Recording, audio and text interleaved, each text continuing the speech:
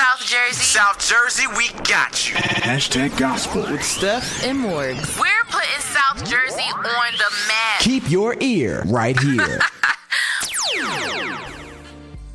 Supa Steff, it's a bird, it's a plane, it's me. And it's Morgz, and I really cannot with Steff. He said, can you put this butter in the microwave real quick? Because he's literally making grilled cheese sandwiches. Like, Geist is in the building. It's me. Najee InTheMix. Keeping us all connected. Uche. Life Unconnected. So now, can we please pull up that story of the pastor who was pregnant? Anybody got that story? yeah, I have it. Okay. Can we pull it up? Yes, we can. So, let me get that up and running. Only because I want people to know what she says, what her point of view is. Okay, so there is a pastor. Goodness, I just had the article up. Her name is Desiree Allen, I believe. Right. Yes, Desiree Allen. I shared it to the Facebook page. Right. She looks fairly young. She's super hip. When I looked at her biography and stuff, she's like not a typical pastor. Like, she is a modern pastor and stuff like that. And she understands that the times are changing. Whatever.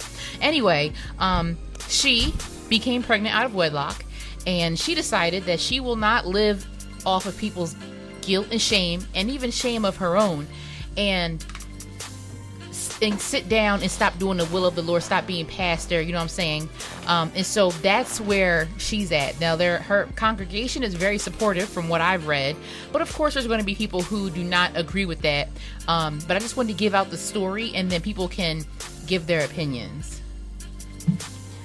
Well, how does everybody feel? I'll save my opinion for last. How does everybody feel? I will say that if it was me, I would sit myself down for the duration of my pregnancy, just because I don't want to be a stumbling block to anybody. But I will say, I know I have a problem with beating myself up when God has already set me free. So I feel like if you get pregnant out of wedlock or anything, you ask God to forgive you and you move on. It's now in the sea of forgetfulness. So you shouldn't live in that shame. I do agree with her. You should not live in that shame. But me personally, I would sit myself down, regroup, and then start again when I feel the Lord leads me.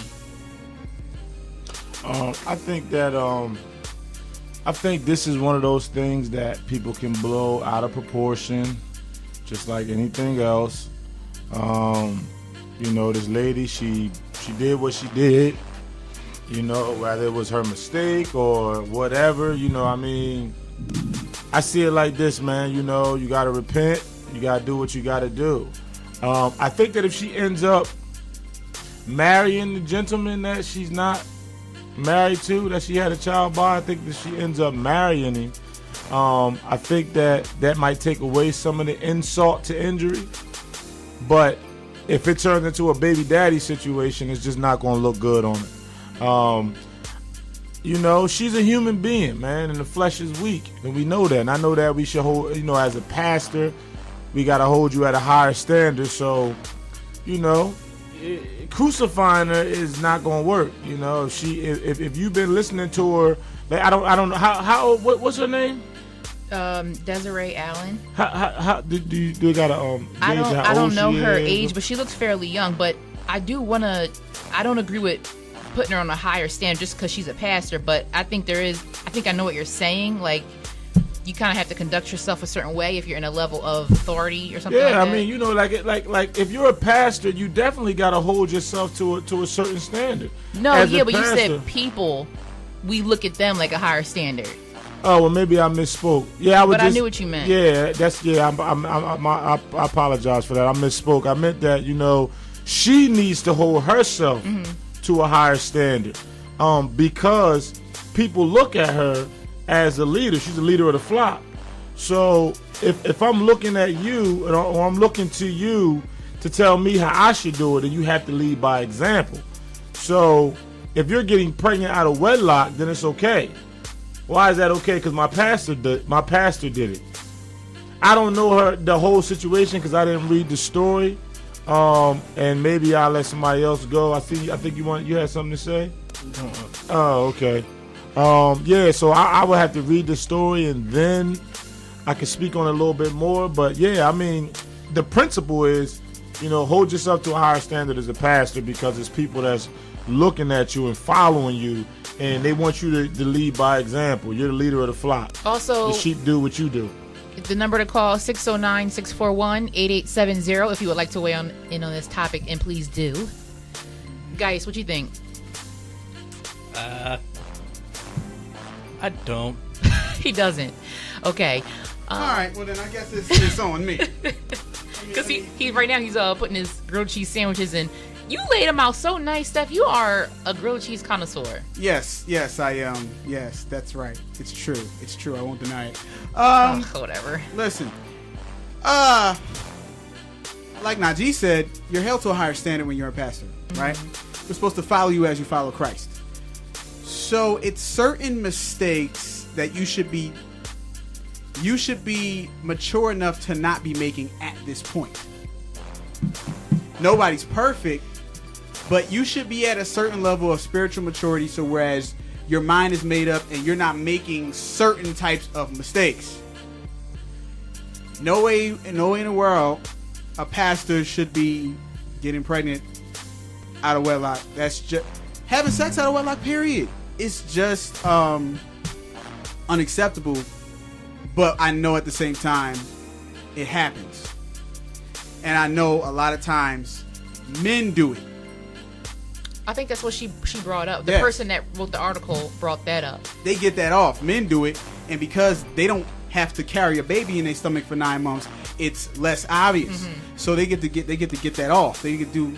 First of all, I don't understand people who be getting pregnant. It's called a condom. I don't understand how in this day and age y'all just getting randomly pregnant if y'all not trying to. It's too easy. Steph. Okay. It is. Trust me. I'm sorry. When you're not married, right, but you're dealing with somebody physically, right, it's really easy. You get comfortable. And you just don't think to go for it. Not even that you don't think to, but if you're in the moment, if you might not have it around, but it's just like, man, whatever. It's like, let's just do it, and then we'll be all right. The problem is, for not making that trip to Wawa or Rite Aid. Come on, sir. It's gonna be a long 9 months if you make a mistake. That's the problem. But people be like, oh man, it's in the room. I can't feel nothing. Well, we've been dating for this long. See, condoms for most people, they're not made for protection of children. That's not why a lot of people wear condoms. They wear condoms because they're scared to catch something. Right. But once you dealt with somebody for so long, it's like, I'm not wearing no condom with you because I know you don't have nothing. They're not even saying no more, I don't want you to get pregnant. It's, I know you don't have anything. So then people try to get slick. When was the last time you was on your period? Oh, a week ago? You're not ovulating yet. Let's do it. That's just the mindset surrounding condoms. So it just all it's a depends. different mindset. Yeah. Well, first off, I mean, it's crazy because we should be having a spiritual mindset from the jump. If you're a pastor, right? Definitely. You should be like, the conviction should be. If you're a Christian, period. If you're a Christian, period, especially if you're a pastor. I'm not judging her at all because, I mean, it's just. See, that's the thing. It's not even about judging. Because I'm saying if I was in this situation, right, I would want someone to have compassion for me. And, right, like I said, I would sit myself down. Now that's what I was about to say. Me as being a responsible person, responsible for a lot of other people, I would just sit myself down, yo. But I understand her. You feel me? Like, but I understand her. I ain't ready to be a pastor. I put like this. But how long was she a pastor? That's the thing. If I still kind of get the urge to have premarital sex, I ain't ready to be nobody's pastor. Maybe it wasn't like. See, that's what I'm saying. We don't know the situation. What is the situation? All right, so it's like this. She been a pastor, let's say. I seen a picture of her. I looked it up. Right. Morgan's right. She does look fairly young. Right. But let's just say she's 40. You think maybe? I'm going to say 35. 35. So she been a pastor since she was 27. Yes. So she 8 years in. So she met a guy 6 months ago and slipped up 2 weeks ago. You know what I'm saying? Like, things can happen. So I can't just automatically be like, all right, you made that mistake. You should sit yourself down. Because you got 8 years of being a pastor, or 10 years or 9 years of being a pastor, doing good. We got to call. We got to call her. Oh, Caller, what's your name and where you calling from? Yes, I'm calling. I'm actually on my way home from work. I just had to pull over to the side of the road. Oh my goodness. This is crazy. This is crazy to me because what's your name? first of all, Before you start, what's your name? my name is Kira. Hi, Kira. Hello. Go ahead. My thing is this: as a pastor, I believe that you need to sit yourself down. First of all, as an example to your congregation, what would you want them to do? Do you want the usher that's sinning to be still serving and ministering to people? No, you have to be a leader and show as an example to your congregation, yes, I'm humble enough and respectful to you guys to sit myself down. Mm-hmm. And then as a person in the congregation, do I want to have a pastor that is weaker than me? I No. look at it that way. Well, so like, I have the utmost respect for my pastor, and I believe that he's delivered from certain things and can give me advice. I would not be able to have a certain level of respect for somebody who's still sinning on that level. Well, what if it's not sinning? What if he just made one mistake? What if just one night of whatever he's going through, he made a mistake, and because he made a mistake, he should be so all his years of service should be thrown out of the window because he made one mistake. I'm not saying that she should be kicked out of the church. I'm just saying step down. Maybe whoever's your assistant pastor will leave for a little while until she's able to say she's delivered or ready. Because personally, if I saw a pastor who made that kind of mistake and she's not humble enough to sit down, I'm leaving. So the mistake is not in the pregnancy though. That's the issue that I have on the other side. The mistake is in it kind of is to a level, but I think she adds fuel to the fire by not sitting herself down. No, the mistake is not in the pregnancy at all. The pregnancy was not the mistake. The mistake was the intercourse. That was the mistake. The mistake is when she laid down with the man. Right, the pregnancy is the aftermath, the judgment. It's the symptom of the sin. So she could have already been. Oh, I'm sorry. 1 second. We have another caller. Hold that thought. We adding another caller to the conversation. Kira, you stay there. Caller, what's your name? Where you calling from? My name is Trixie. Okay. Hey, Mom. Oh my goodness. Oh, okay. Oh. Let me just finish my thought before. Hi, Miss Norris. Oh, that's your mother? I'm done then. That's it. I'm gone. I'm not talking to Mom Dukes. I'm gone. That's it. It's over. I'm gone. She said I'm just playing. All right, Miss. Because Miss Trixie already got on me one time. I can't deal with it. I'm gone. It's not fair. Kira, stay right there if you want to, because you can stay in this conversation. Miss Norris, what you got to say? Well, what I'm trying to say is I agree with Najee InTheMix. I agree with Morgan, and I agree with you, Steff. Thank you. But the thing is, we do hold our pastors, our leaders, up to a higher standard. And they, like Najee said, they should be holding themselves up to that same standard. The truth is, what kind of message are you sending? I agree with Morgan. If it was me, I would sit myself down just because I have to show the people my heart. Right. Because a mistake is a mistake. Some people sin you can't see, so they get away with it. Mm-hmm. That pregnancy, you'll see what her sin is. But we all fall short. The thing is, she needs prayer, and God looks on the heart. You know, we all know David carried on. Right. Yeah. Scriptures. But it was his heart. A man after God's own heart. He had a heart. repentant heart. He just really hurt. Even though when you understand that, it's one thing to sin, and we all do it.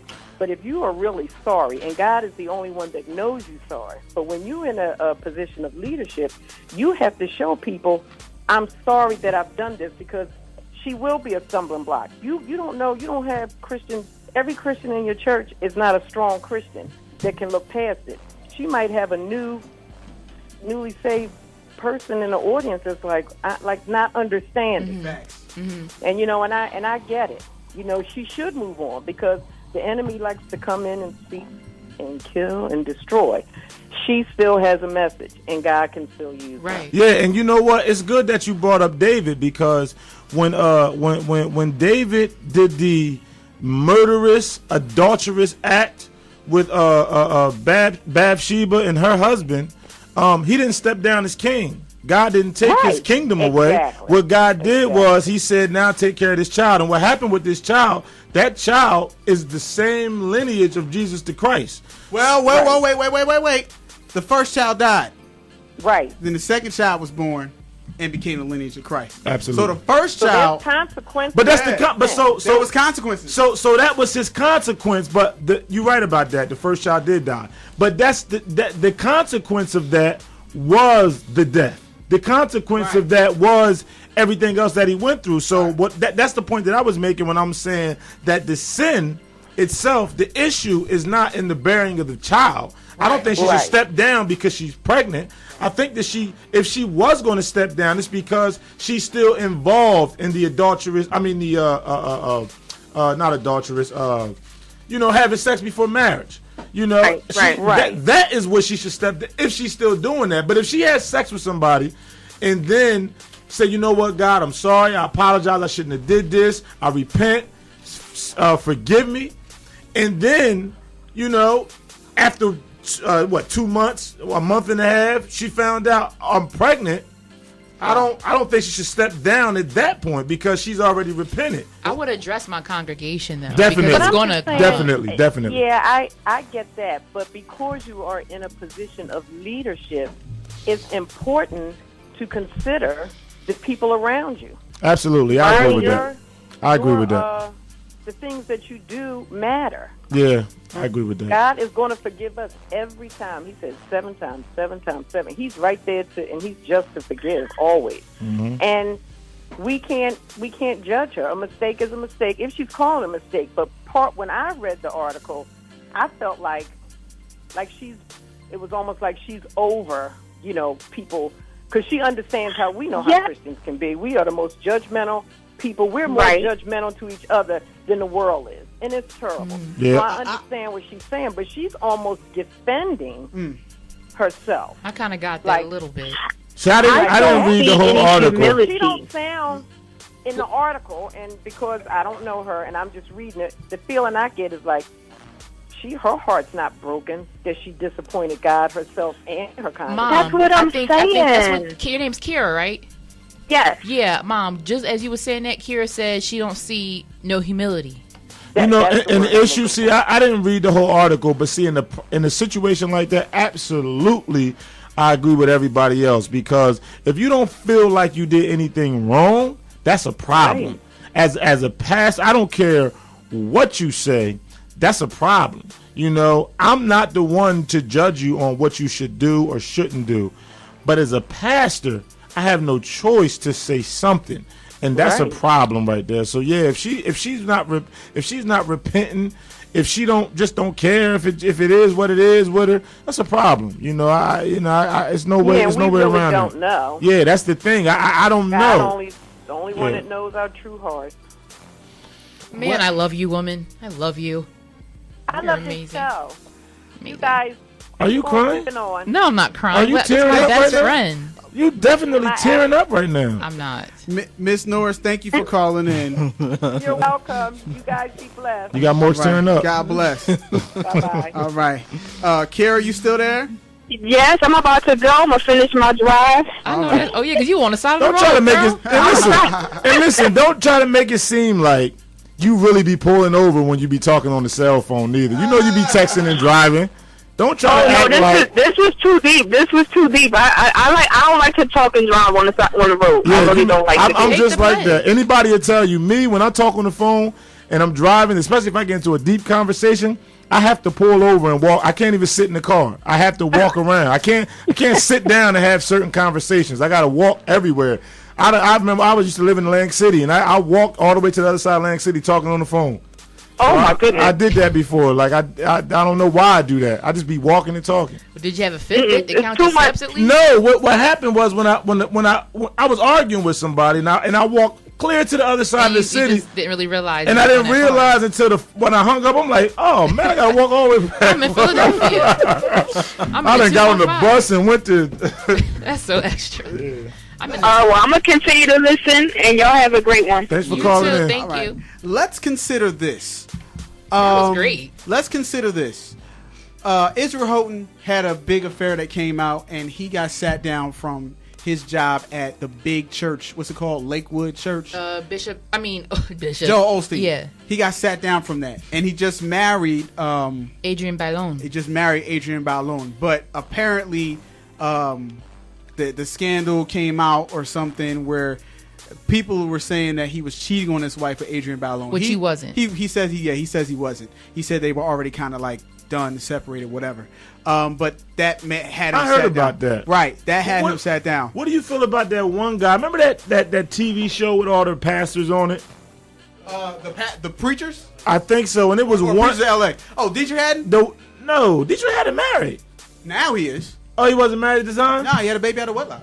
I didn't know that, but I'm not talking about him. It was another guy that's in an active, like, 15, 20-year relationship with this woman, but he just won't marry her. Noel Jones. Yeah, I don't know his name. And yeah, Bishop Noel Jones. And a lot of people just speculate, okay, he has to be sexually active with her. He has to be. Definitely. I don't care what he talking about. I'm not trying to accuse him of nothing, but when I watch the show, I'm accusing him of something. I was like, listen, yeah, he's 15, 20 years of dealing with a woman, and you ain't touched her once. You have not touched her once. The Bible says Bro, that man holds fire in his bosom. No, you can't. Not for 20 years. No, you can't. You are not Jesus the Christ. Man no. That can just be. You are knocking boots. I don't care what you say, Mr. Jones. You got a big old house. You got your own Mr. spot. Jones. You know, you in there being treated like you already married, Mr. That's Jones. why you gotta marry. That's why we get married, and we don't believe in being in relationships for a long. Not no 20 years. No, get married, Mr. Jones, because you can't hold that fire. You're sleeping in your bosom. with that woman, Mr. Jones. You need to do something about that.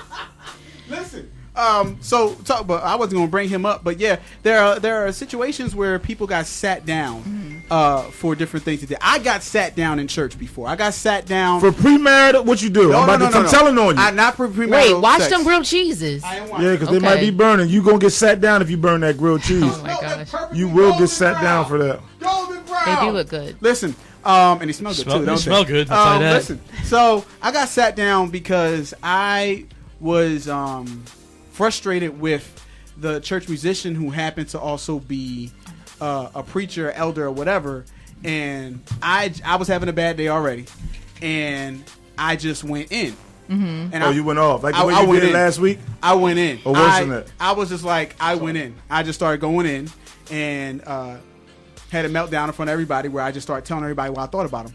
And was you crying? Was it tears coming out of your eyes? You was mad. And your chest was all puffed up. It wasn't tears, but it was like it wasn't an emotional like type of thing. It was like type of thing. Yeah. It was like me just and you. Yeah. And you. You was it was like the climax of the movie. Mm-hmm. And so and I spazzed out. It was a choir rehearsal. I was in charge of the choir, and it was a choir rehearsal, and I just spazzed out.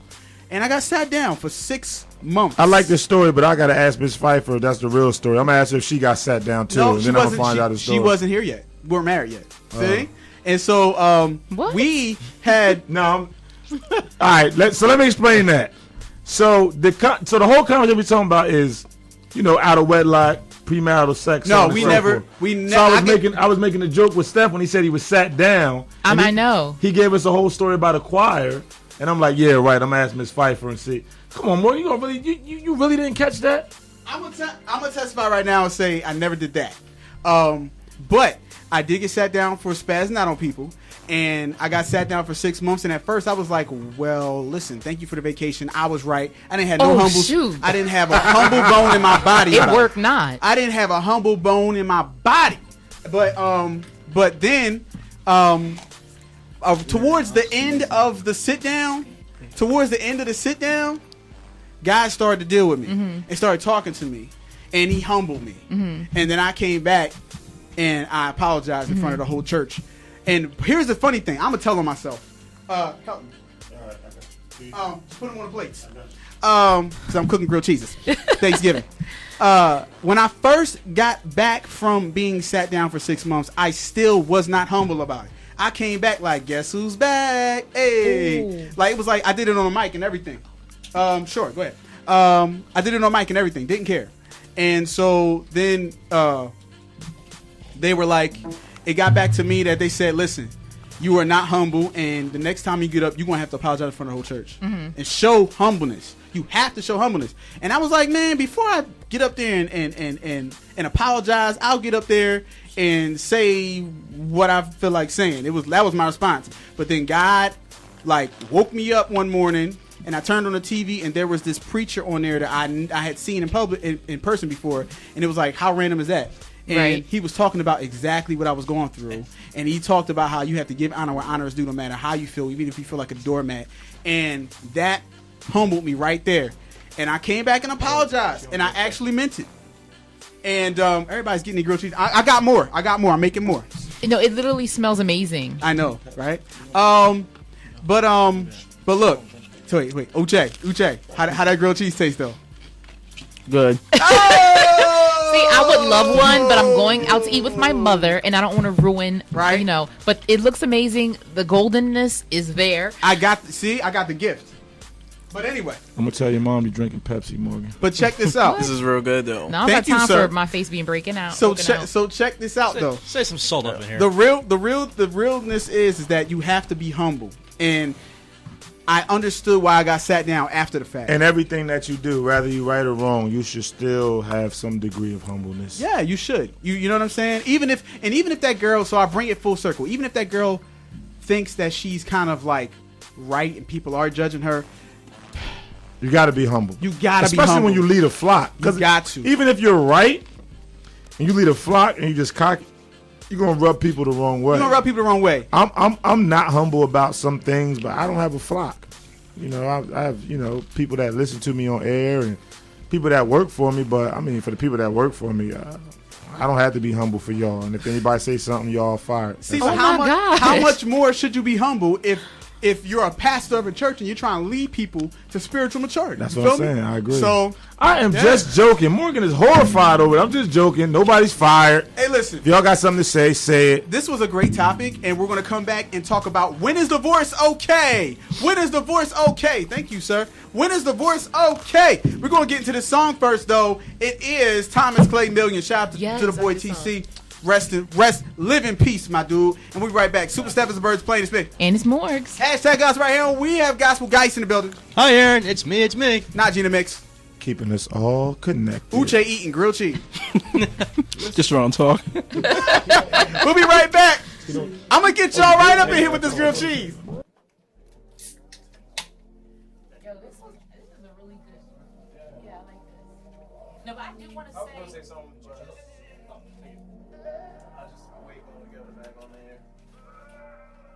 I just want to say the cheese is perfectly melted, Steff. The roundness. Listen. I love this song.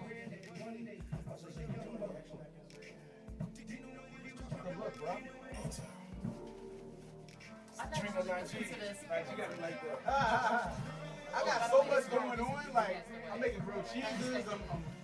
I'm DJing. Like, I'm doing a lot right now.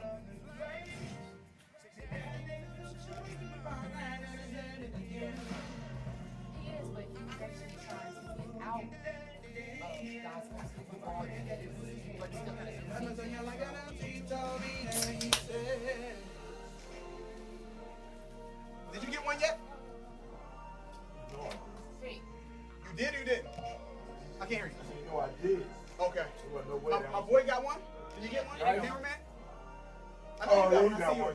Cameraman got one? I think you got his already. Oh, so everybody got one? Yeah. All right, bet.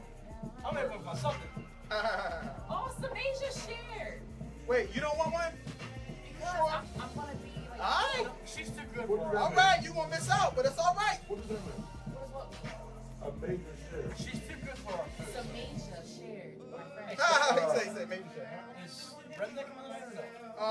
I have to put in an old episode for them. They asked me. But y'all live, right? Yeah, Professor J shows up.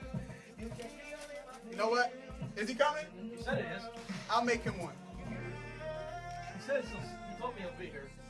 He'll be here, but Sharon won't. So. All right.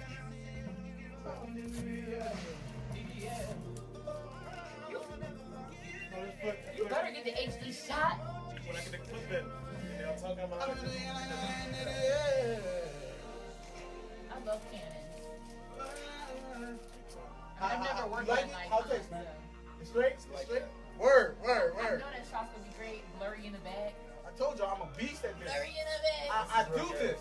You do I do this. I used to Ladies work- and gentlemen, I do this. I used to work in a restaurant. It's one of the first times after I left the restaurant that I saw someone really do it like this. Yeah? What? I'm not trying to like maybe what's your, but don't let your hair swell too big. Right. It's a great. I'm a beast. Yo, I know. Hey, that's what's up. It looks like it's fake because it looks really. No, I'm not coming for you. It looks like because on commercials it is fake. Exactly. Steph, I'm I proud of you. mastered it because It looks like it came from China, you know what I'm though. saying? Huh? It's like what? Ooh, he said it looks like it came from China. Yo, thank I'm you. debating what China. But listen, Najee graduates of paninis now. Yo, we making paninis? Cause that's incorporating that whole new level. Yo, we making paninis. How we gonna judge that? I love me But they be paninis. so extra on the Food Network. They're like, this cupcake, I'm not getting enough sweetness. Like, ma'am, it's a Yo, we cupcake. back. Relax.